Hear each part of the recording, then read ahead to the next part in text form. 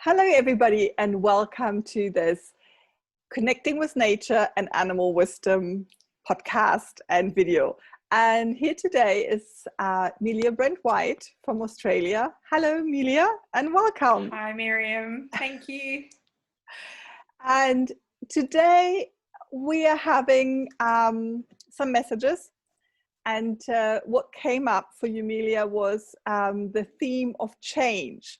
And I think when I heard that you suggested the theme, I thought it really kind of fits into everything at the moment. I mean, we have been through a lot of change already. You know, I think the whole world has been through a lot of change, and we're going through change every day. And so I thought this was really interesting to hear what the animals wanted to share with us today on the subject of change. So Melia, would you like to start? Sure. So the reason change came up as a theme was when I was in meditation this morning, I visualized a giant dragonfly coming and landing on my arm, and it said, "Don't be afraid of change. Good things can come of change." So I decided to ask some other animals what they thought about change. And the first animal that came in was an earthworm. Earthworm said, "Relax and enjoy the ride. We all have to wiggle through this. Think of me and how I move. No legs, but I expand and contract my body to move around. So even if you can't move forward, you can move in different ways. And at the very least, just breathe and move your rib cage." And then I asked, "How can you help us to move forward through this period of change?" Find your stability and use it as a reference point. For me, I lie on the ground. For you, you might like to meditate, walk, sew, craft, play music. Us earthworms love music, especially when people are stomping on the ground. It makes me shiver with delight. That is so beautiful. And you know what the funny thing is, that when I was sitting and meditating on who, or what kind of animal or nature wanted to come and share their wisdom, there was an earthworm I connected to. And first I thought, okay, it's the earthworm wants to share something, but then it was kind of a little bit diffuse, it wasn't that clear. So I was like, okay, so because there were actually quite a few different sort of animals coming through, and I didn't pick the earthworm because but I did. Yeah. So that the earthworm was determined, I suppose, because it didn't, but because it didn't kind of align with me in that moment and with that energy. And I think that's a great lesson as well, to follow where you have the energy alignment. So that's what my next animal talks about. Energy alignment. Do you want to do both after each other? Okay, because it fits in with what we're talking about. The next animal that came in was a weasel. Did you get a weasel? No, I didn't. Weasel said, "Opportunity abounds when change occurs. Everything is upended, turned on its head, and that's when I sniff the air and smell opportunity. Don't be afraid to look at things with new eyes, your weasel eyes, and ask, where is the opportunity here? Where is the energy flowing? And how can I get on the ride?" Weasels stay low. We don't stand out. We hide in the reeds, but we are always fed and successful. Who needs accolades when your belly is full and your family is with you? Fill your heart and belly with important things. Very nice. Beautiful. I love how the weasel kind of describes going in there and, being, I could really feel being in that sort of little cave, nature cave in a way, Very nice. Yeah, when I started reading it, I could really feel the weasel energy coming in. It's like, oh, weasel's very powerful. I think all of the animals, we don't have any nature messages today, but all the animals are quite strong. I connected to a lemon moth, and A what? a lemon moth. This Oh, lemon moth. Oh, wow. it's like this lemon colored butterfly. Oh, gorgeous.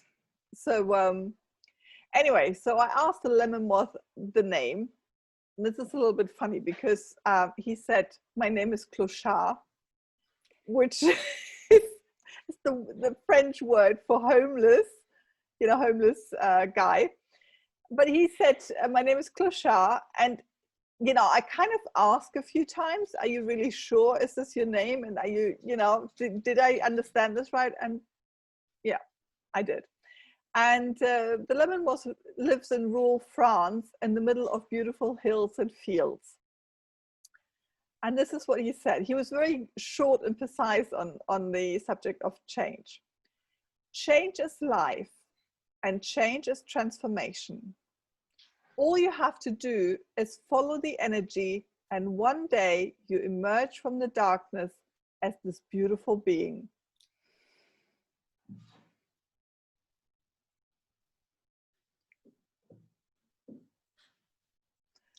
Very fitting. It's so kind of short, and when I was writing it down, I really like that compact kind of. Yeah, no more words needed for the lemon moth.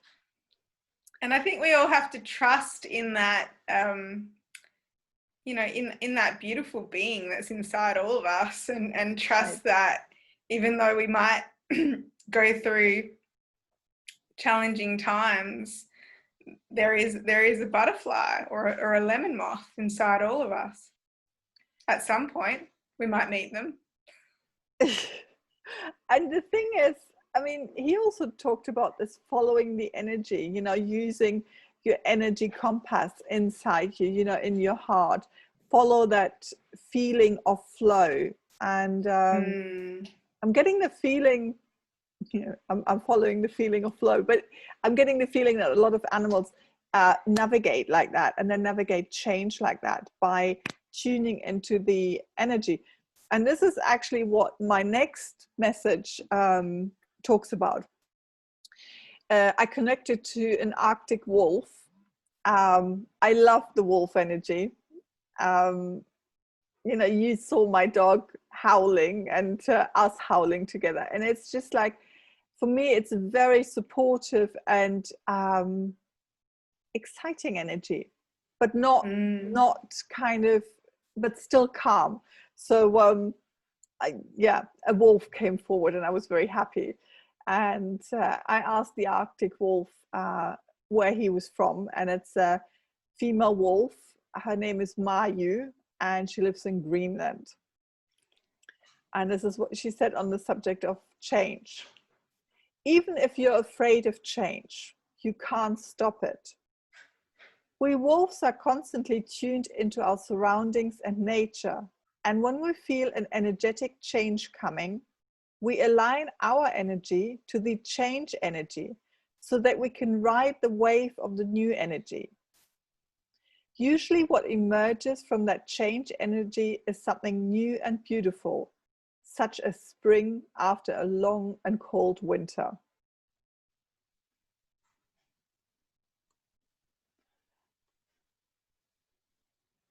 I love that. I love how they just, how she describes aligning your energy with the new energy. I think that's super important.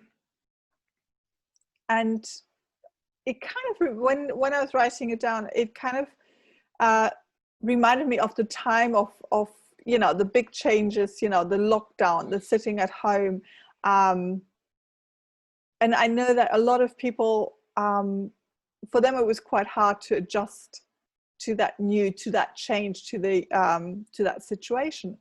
And I was just asking myself, could I have been tuning more into that change energy to kind of, have that, that change or that transformation come a little bit more smoothly? I don't know, but it was sort of something to think about for me. Yeah, and there's been lots going on energetically. So even if people don't realize they're changing, everyone is changing and changing quite rapidly. I'm not sure if you've experienced it, Miriam, but lots of other people I've spoken to, especially that do energy work, have experienced it. Like most mornings I wake up and my whole body's vibrating like a tuning fork. It's can be a bit distressing if you don't know what's going on. You might think something's happening, but it's to do with things happening energetically in the universe. But yeah, my body tells me it's changing. Everything's saying it's changing. Even my passion fruit tree is a bit confused. It gave us 2 ripe passion fruit a couple of weeks ago, and it's got another one on there, and it's completely out of season. So everything's a little bit changing, but we can align to change. I was just going to say, what can we do? What can we do in this situation? Align to change. How can we align to change? And I think by just feeling into that energy of change, closing your eyes and going, okay, so what does that feel like? That energy of change, how can I connect to that energy? Maybe I can ask that energy something, what can I do? How can I sort of align it or tune into? Yeah. And as Earthworm said, it's like find your inner stability. Yeah. That helps to navigate the change as well.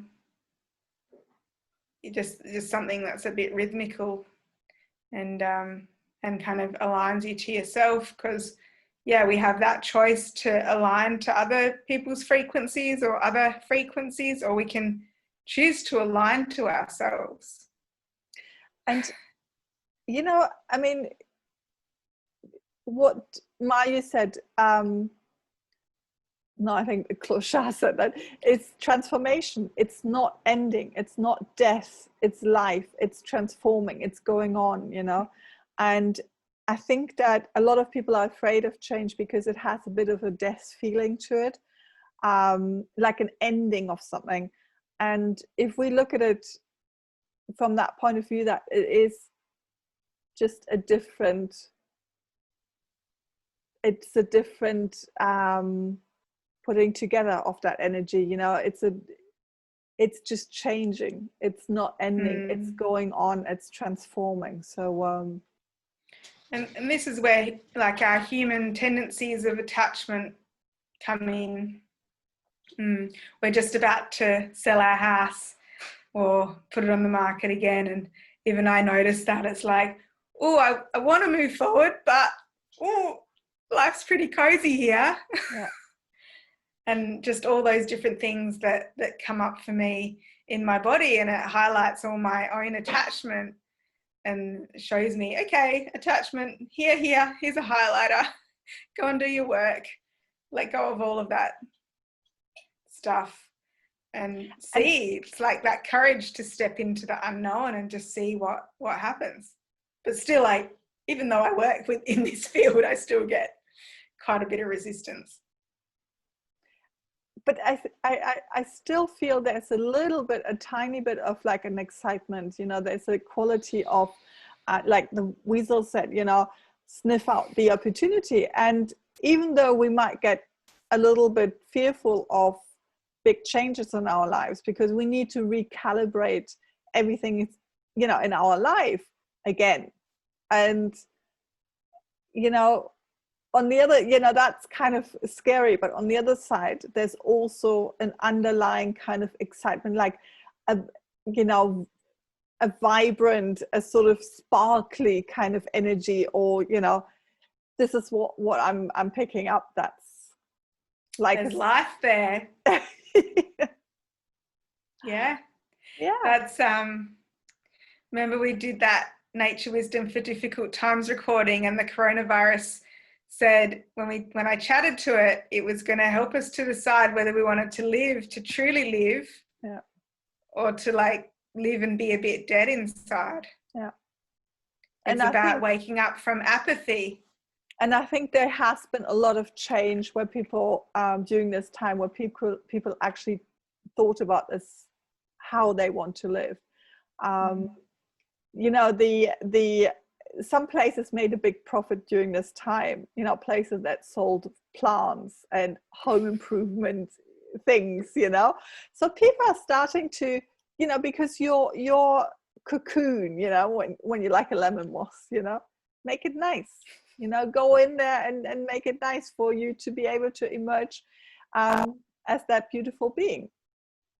So yeah. Yeah. Thank you very much, Melia. Thank you for your messages. Thank you for your contribution.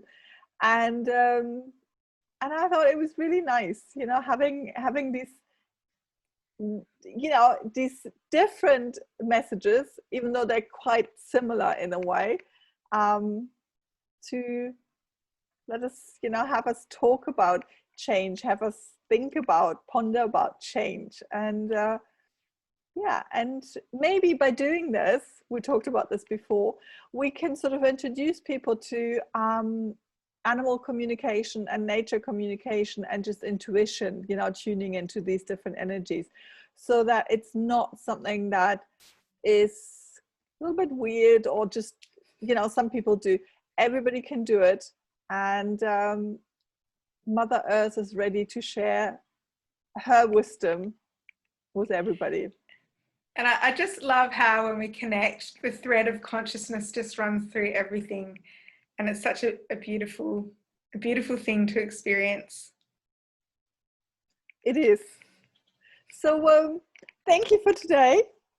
I'm looking forward to the next subject or theme, and we'll be back soon. So